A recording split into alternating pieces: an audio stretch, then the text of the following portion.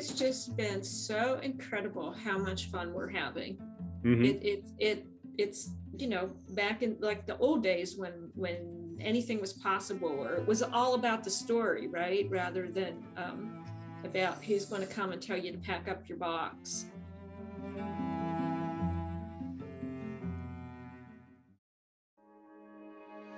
She is a digital marketing specialist who can spin the meanest website around. And he's host of the TV show Buzz, which features nonprofit organizations receiving marketing makeovers. Here on Buzz for Good, we talk all things nonprofit, the people they serve and the good they do. And we talk to creative professionals and provide marketing tips and tools to help your nonprofit achieve more. That's right. Buzz! Well, greetings everybody, and welcome to Buzz for Good, where we share the great work that nonprofit organizations do in Virginia. And on today's show, we are featuring a nonprofit organization that takes me back to my very first job in Virginia when I was a cub reporter at the Roanoke Times.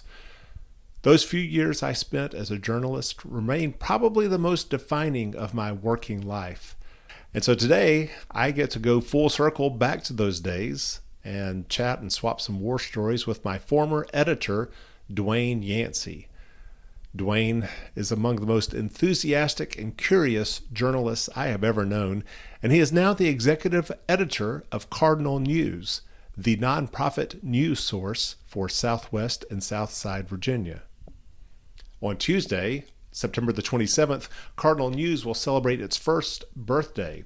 So I reached out to Dwayne and Cardinal's executive director, Luanne Rife, to learn more about the challenges of launching a nonprofit news site, the impact that Cardinal News has had throughout Virginia, and the incredible successes that they have witnessed their inaugural year.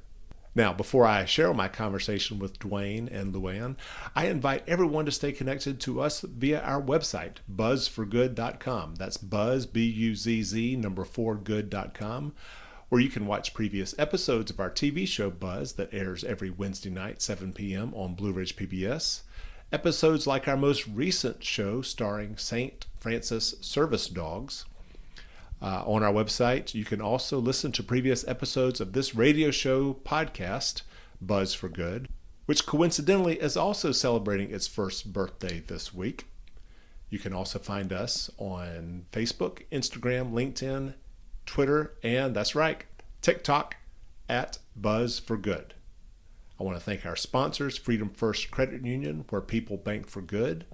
More at freedomfirst.com. Also, the Roanoke Cultural Endowment, which is providing a long-term funding source for arts and cultural organizations throughout Roanoke, Virginia. RoanokeCulturalEndowment.org. And Partners in Financial Planning, a Southwest Virginia-based financial management firm, partnersinfinancialplanning.com. And now, happy birthday, Cardinal News.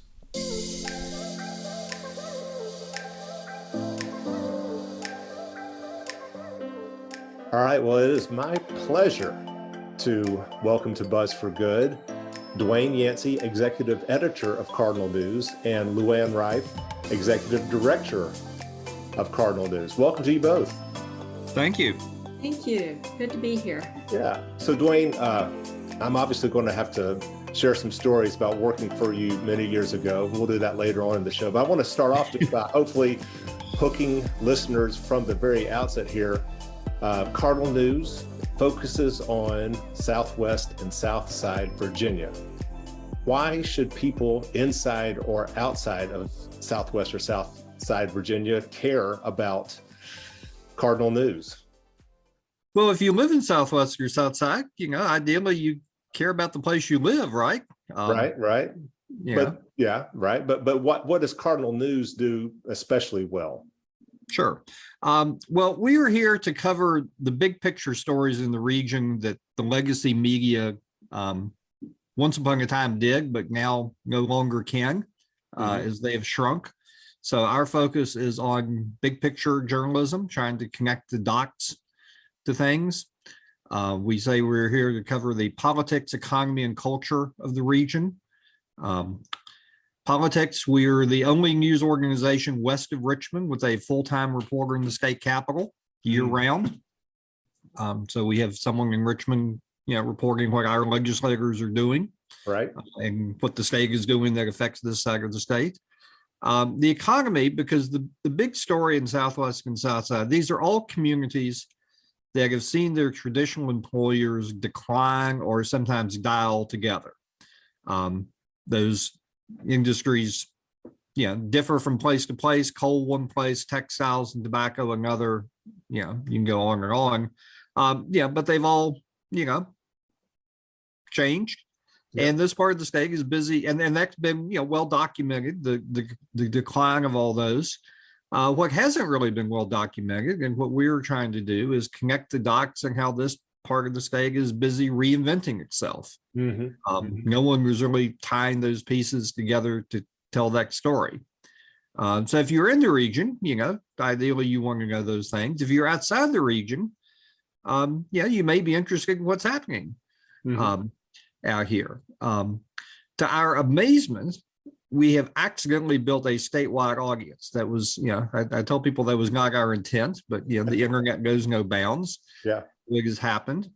And when I hear from those people, and many of them, I ask, why are you reading this? And they say, you're telling us about a part of the state we know nothing about. Yeah. What's been the biggest stereotype that you've seen that Cardinal News has helped overcome for those outsiders? Well, when I was at the Roanoke Times, which is where I was for 39 years, we kept a list of all the times some out of town, often out of state media would come through Roanoke, and all of the ways that Roanoke would get described in, usually not so flattering ways. My favorite was the time that Roanoke was described as a, quote, former mining town. Well, wow. Roanoke was never a mining town. It's 4 hours from Roanoke to any coal mine. Yeah. But those are the kind of stereotypes that get painted. And some stereotypes are rooted in truth, but they're not the whole truth. So we have nice things, and we are not a Chamber of Commerce site. We tell the good with the bad, but we hope we were telling a more detailed and nuanced picture of what's happening in this part of the state. That there are technology companies, there are we have a life sciences cluster growing in the Roanoke Valley, so forth and so on. Yeah. Luanne, anything you want to add?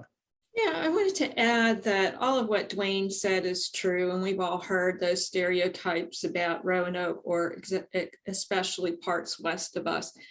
But one thing that specifically struck me is, and Dwayne, help me out here because I'm having a little mental blank on what story it was. But we wrote a story about Danville. And what was the headline, Dwayne? We got the future of ag is in Danville. It was about indoor farming in Danville. Right. And that was a couple months ago. And we got pushback from people who didn't live in Danville, a particular person in Richmond. And this is to me, just illustrated the thinking that's outside our region. It was like sort of, ha, ha, ha, why would you write such a headline or a story, or, what's Danville?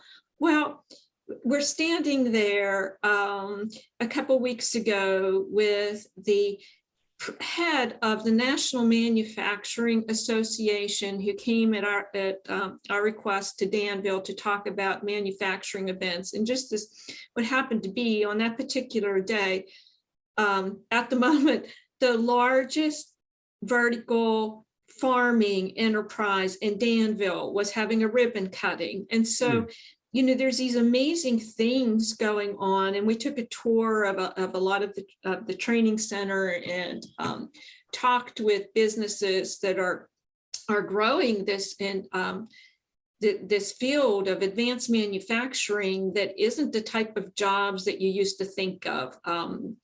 That manufacturing, was sort of really blue collar and uneducated and so on. I mean, these are people with great skill sets that are in demand, and they're training these people and building this economy out of it. And I think that outside of Danville, it's not getting much notice, but it is on the national stage. But here in Virginia, in other parts of Virginia, they're just still thinking it's, old textile mills. Right, So, right. Luanne, I'm having been a reporter under Dwayne's tutelage many, many years ago. I'm familiar with his bona fides in journalism, and I'm going to share some stories later, but I'm not that familiar with, your background. And so I'm hopeful that you wouldn't mind sharing a little bit about kind of what prepared you to be the executive director of the founding executive director of a nonprofit journalism site. Wow, that's a great question. So I'm learning so much this year about outside. I have been writing stories since, early 80s. I've been a reporter. I've been an editorial writer, an editorial page editor, a commentary editor. And most recently, I think people would recognize me as having been the health reporter for the Roanoke Times. Right. When we founded this, and Dwayne and I, we knew an awful lot about that side of the business. Learning the other part of the business, the business end of it has been, and the development end and the fundraising end are all new skills. I think we bring, management skills that we've learned over the years through editing and managing staffs. But the fundraising part is very new, dealing with the bureaucracy of state regulations and federal regulations. That's all been new. But we have been extremely fortunate in having Debbie Mead on our board, former publisher of the Roanoke Times. Debbie has served on a lot of nonprofit boards, including Hollins and the Taubman. And she brought in Tanya Hart, who was her former CFO at the Roanoke Times. And Tanya does an incredible job for us handling all of our accounting on a volunteer basis. Wow. And we have just been aided by so many people who have stepped up and said, talk to me, ask me anything, and we'll help you. It's just been a terrific learning experience. And one other thing that has really helped us on the development end, is right after we got up and running, we were asked by, it was then Facebook, now Meta, to apply to be part of their Reader Revenue Accelerator program. So we spent, Dwayne, about 4 months or so in weekly training sessions, and then we're given a grant to put into practice some of the things that we learned around getting more newsletter subscribers and how to develop that end of the business. So it was a great training ground. Yeah. Well, it's not like you were handed a nonprofit that already had this, extensive history of donors and supporters and fans. I mean, you basically had to build the whole thing yourself over this last year. As I recall, you weren't even had your official nonprofit status when you started publishing. You kind of got that. It was in the process, but it wasn't finalized yet. So right. I can't imagine the learning curve that you had to undergo in order to get to where you are today. Yeah. So when the IRS tells you something will take 3 months, double or triple that. Yeah. Right. All right. Well done. Well, once again, I'm joined here on Buzz for Good by Luanne Rife, the executive director of Cardinal News, and Dwayne Yancey, the executive editor of Cardinal News. Dwayne, I had the good fortune when I was a reporter at the Roanoke Times back in 1998, 99, 2000 to be a federal court reporter under Dwayne. And I mean this as the highest compliment when I say that Dwayne Yancey is a reporter's editor. There's no one more enthusiastic about a story that you'd be working on than Dwayne. So much so that in my short little stint on his team, he sent me to Philadelphia to cover the moonshine trafficking that was taking place going from Philadelphia to Roanoke. He sent me to Minnesota, where I got to cover the reenactors that were trying to get the 28th Virginia battle flag that was captured at the Battle of Gettysburg by the 1st Minnesota Regiment, trying to get it returned from Minnesota back to Roanoke. And I got to do a great story on that. That was all Dwayne sending me up there and providing the resources. And then there was the harebrained time where one afternoon he catches wind that there's this group of inmates from a New Jersey prison that were being transferred to a supermax in far southwest Virginia. And so he charters a plane out at the Roanoke airport for me and a photographer to hop into to fly down there on some Friday afternoon. It was crazy stuff. But there was no resource that he was not willing to provide to in furtherance of a story. Well, a clarification, those weren't my resources. The company had travel budgets then, so it's not like I was dipping into my own pocket. No, of course not. But I mean, that kind of shows you, I think, what the state of journalism was at the time.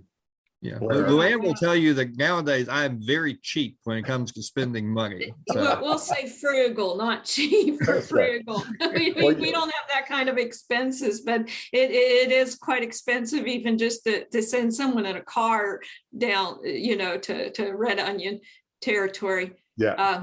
But Michael, and listening to that is just so interesting, because I think we all have those stories where there's the story and here are the resources to go chase it. Yeah. And that had dried up. Yep. We saw it just during the past decade at legacy newspapers, that those resources just aren't there. The last few years that I was at the Roanoke Times, I would apply for grants and fellowships in order to support the reporting work that I was doing. Mm-hmm. But when it came time, when they had cut staff so much that I was told that I would no longer be able to do any in-depth reporting, that's when I volunteered to be laid off, and so that a younger reporter could keep his job. Well, speaking of that, I mean, obviously, the legacy newspapers were going downhill, and I imagine that was a very discouraging time for both of you when you're still at the Roanoke Times after so many years, decades even, working there.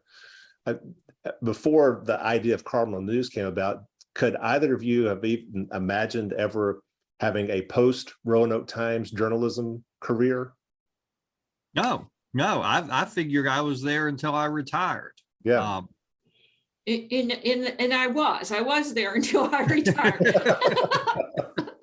which is so funny because, I like to think of myself as being, probably more optimistic than I'm a realist, but I'm pretty optimistic or resilient is probably a better word, that you say, okay, this is how it is. How can we make it better? How can we do more? How can we figure this out? And probably most reporters are. Yeah. And I kept trying to do that for year after years. And it had finally gotten to the point that it was just weighing on me, that I just didn't see a way to continue to do the types of stories that I felt that needed to be done. Mm-hmm. And luckily I was at an age and in a position that I was able to say, well, if this is it for my career and this is it, that's fine.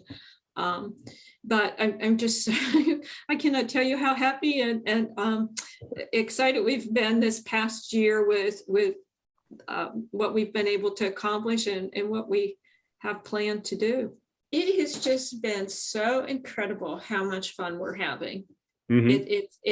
It's back in like the old days when anything was possible, or it was all about the story, right? Rather than about who's going to come and tell you to pack up your box. Well, obviously excited right now, but how scary was it a year ago as you're just getting ready to launch? It wasn't. It wasn't Really? scary at all. No, no. What was giving you the confidence then? Obviously, you had some institutional backing at the time, but what else? Well, so as I mentioned, we brought Debbie and Tanya. We're on board right away. And Chris Turnbull, he's also on our board, and some of the connections that he has in the business community. And we found, when we started looking at this and decided on we wanted to do a nonprofit, and there's a lot of good reasons, and we can talk about that if you wish.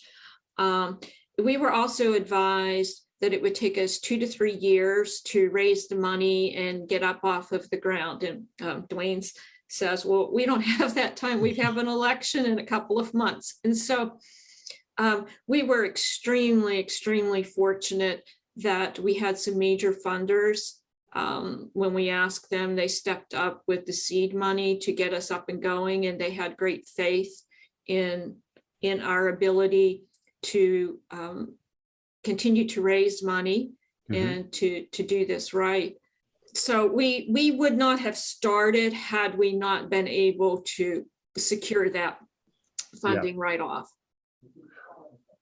We know, obviously, a nonprofit model is completely different from the for-profit journalism model. I mean, there are no paid subscribers, there's no advertising dollars. It's all done through sponsorships and charitable contributions.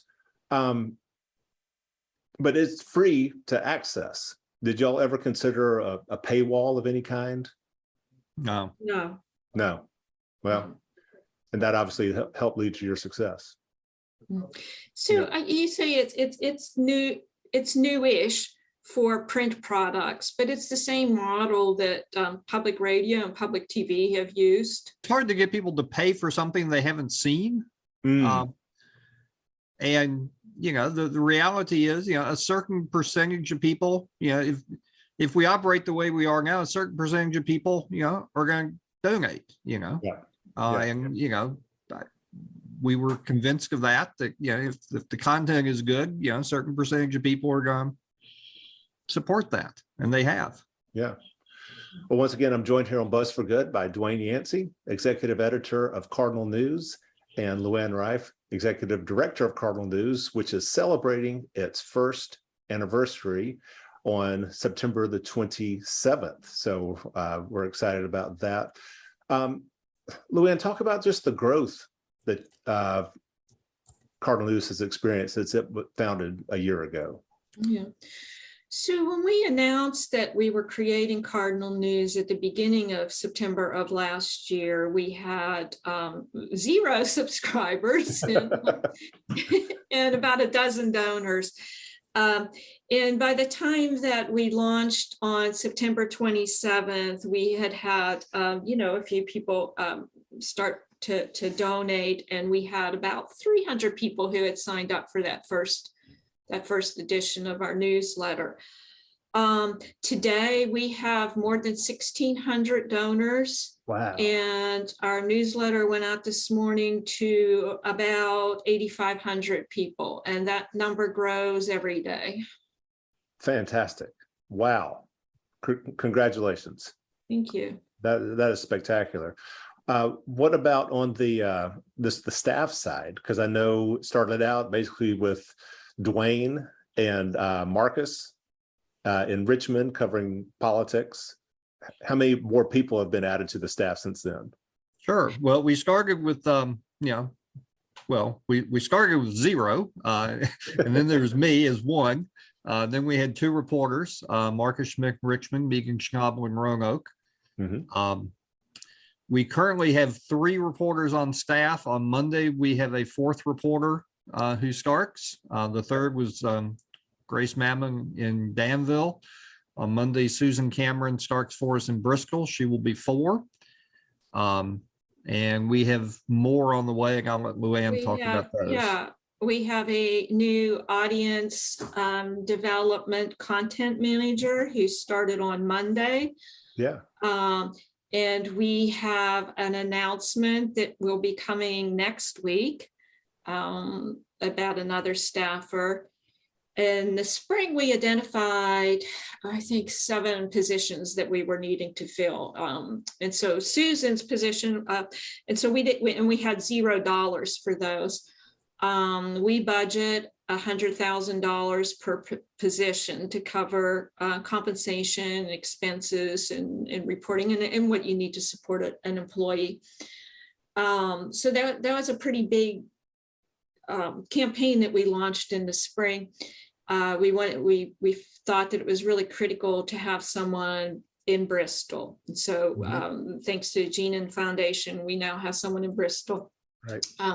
We also felt it was important to have someone in Martinsville and someone in Lynchburg. So those were the geographic locations because we're so large. And we also felt that it was essential to have somebody based in the Roanoke and New River valleys who is covering technology, because that's the biggest growing sector here. Right. And then there are 2 issue-oriented reporters that we absolutely feel are crucial. One is a health reporter. There is no, think about this for a minute, there is no full-time dedicated health reporter in all of Virginia anymore. Wow. Which is just incredible. And you think not only about the implications for people's health and the consumer aspects of it, but here that's like one of the largest drivers of our economy as well. Also, education. As far as we can tell, there isn't any full-time dedicated education reporter west of Richmond, and we're not sure there's one there anymore either. It's insane to me. But so we are part way to we have some challenge grants around the health writer and the education writer. And as I said, stay tuned. We have some announcements to be made shortly. Excellent. Looking forward to that. Well, speaking of the announcement that you made this week for your new digital audience engagement editor, her name is Brooke Stevenson. And so for me, I was shared with Dwayne earlier, that kind of comes full circle for me with my time at the Roanoke Times, because my wife and I moved to Roanoke in 1997, and I was unemployed at the time trying to get on with the Roanoke Times. And lo and behold, there was opening, developing in the New River Valley Bureau of the Roanoke Times. At the time, that was by Lisa Garcia, who was the Cops and Courts reporter for the New River Valley Bureau, who was about to go on maternity leave because she was getting ready to give birth to one Brooke Stevenson. And so I always know exactly how old Brooke is, because I could trace it to literally the time that I started with the Roanoke Times in July of 1997.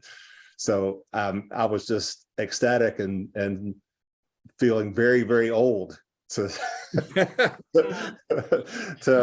get the news that Brooke, who I knew had been pursuing a career in journalism, was now going to be Cardinal News's newest employee. Yeah. So she's exceptional. Oh, she is exceptional. We are just so fortunate to have her. We started out thinking we may have to look nationally for someone to do the job that and we were interviewing people all over the country, and then here comes Brooke asking about the job, and we were just so fortunate. She was finishing up a fellowship at ProPublica, and she's been doing this work and getting these skills, and she knows the region, so it's just a great match. Well, forgive me. I mean, this was a position that did not even exist 25 years ago. What is a digital audience engagement editor? We should ask Brooke, because that's been one of the challenges for us, because as I said before, we're old print people, and emphasis on old and print. And we're coming into this world where we're learning all of these new things, and there's so much to learn.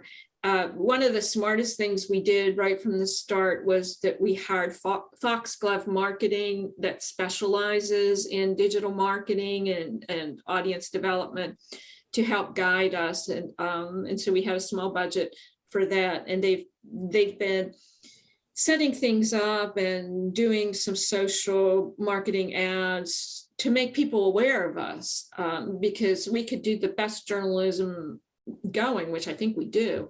But if people don't know about us, the stories just sort of sit there, right?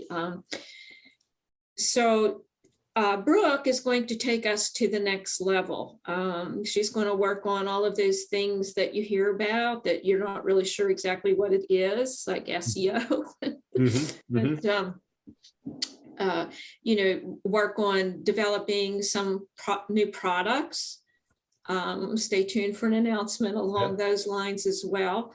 Yeah, it's kind of amazing that you guys have created such a successful model, really with, forgive me, but kind of like some old school journalism skills. Hey, I'm on TikTok. What are you talking about, man? So sorry. Yeah, he's on TikTok and a few of those. What's Instagram, right? That's what, you talk about it as we as reporters, to start asking questions and to just keep digging deeper and deeper. And that's what we did in starting it up and asking people who've done this before us, some that are very successful, the associations that organizations like us belong to, and gathering all of these pieces together. And then you're finding out all these different platforms that you need. You need your who's hosting your site. And then, what are you using to actually send these newsletters? And we received good advice, and we cobbled together all of these different platforms that Dwayne and I had absolutely no idea what they were, just that we needed them. And when we started in the Facebook program, and they gave us this list, like, who's your email provider, and we were like, we don't know how to answer these questions. We know we have these things, you tell us where to slot them in. We also had all of this data that was coming in that we had no idea what to do with it. And that course was just probably, it was just fantastic. It came when we needed it. And after a month or two, we understood the platforms we had. We understood how they worked together, and how to use them. And we continued to grow those skills and to get better at looking at the data. We get better at asking the questions and finding out what the data can tell us, and we get better at testing. Yeah, we were asked early on in that process, what our tech stack is. Like, man, I don't know what a tech stack is. I thought it was, defensive scheme they were running down Blacksburg. But it's how your various pieces of technology interact and talk to one another. It's all black magic, and someone's got to pay attention to that. Right. So that's where Brooke will come in. Yeah. Wonderful. She's going to be very helpful in taking us to the next level. Yes. Awesome. Well, one more time, joined here on Buzz for Good by Luanne Rife, the executive director of Cardinal News, the nonprofit news site that you can find at cardinalnews.org. And then Dwayne Yancey, the executive editor of Cardinal News, which is celebrating its first anniversary on September the 27th. Dwayne, is there a particular story that you guys have produced over your first year that kind of best illustrates or defines why Cardinal News exists? Sure. I would point to our coverage of the flood in Hurley, small community down in Buchanan County in the coal fields. The flood occurred there before we started, happening at the end of August 2021, and got very little attention because there's really nobody covering, that part of the state. The local media there, they covered it obviously, but that word wasn't getting out. And so several months after we launched, every night I go through and I look at, what other, news outlets around the region are doing. And, eventually started picking up that something had happened, in Hurley. And as we, looked into it, months after the fact, there were still, people, living outdoors basically, because, their houses have been destroyed. And then FEMA had turned them down for aid, not once, but twice. So, wait a minute, I thought FEMA was supposed to, to help, communities that got, flooded out. Well, here's this whole place that, got flooded out, and it seemed that nobody really cared. So Megan went down and produced a fantastic story that we, still gets traffic, about, months after the fact, how people were, living in, makeshift arrangements. Yeah. The short version of that is a state legislator down that way, Delegate Will Moorfield, credited us with helping him get $11.4 million in state aid for flood relief for Hurley. Wow. Because we called attention to it, and to mention earlier, we built a statewide audience. So suddenly, the story about Hurley is getting attention all around the state. And, wait a minute, these are fellow Virginians here. What has happened?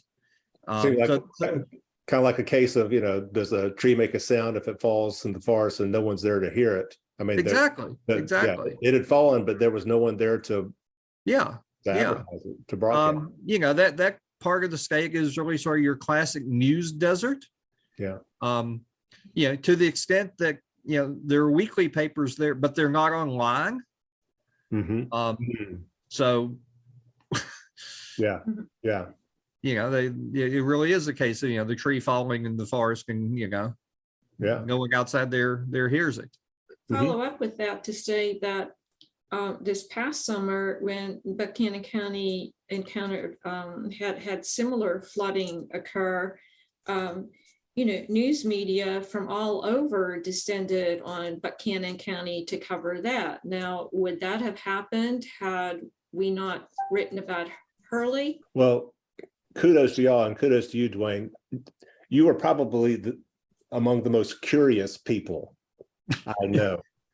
Well, I have the misfortune of being old. So I remember the days when a newspaper, multiple newspapers would have gone down to Hurley. Yeah. That would have just been routine. I mean, you talked about, us, chartering a flight to send you down to, try to track down a busload of prisoners. That was just how we did things back in the day. And, back in the day, Hurley would have been well covered. Well, it's not back in the day anymore. It's a different day. And, here's a story that, wasn't getting covered. Yeah. It's a different day, but the need still exists. I mean, there's still floods. There's still the interest in news has not gone away. What has changed is the whole business model of how local news gets provided. That business, the old business model there is broken. But the interest in news has not gone away. And the need too has not gone away. And I think about when you think about what it used to be like, maybe because you did cover the Capitol, you were there for a while, to talk a little bit about what that looks like, and to look today to see that had we not hired Marcus as a full-time political reporter covering this part of Virginia, there would be zero. No one at all looking at the issues that affect our region, no one at all questioning any members of our delegation.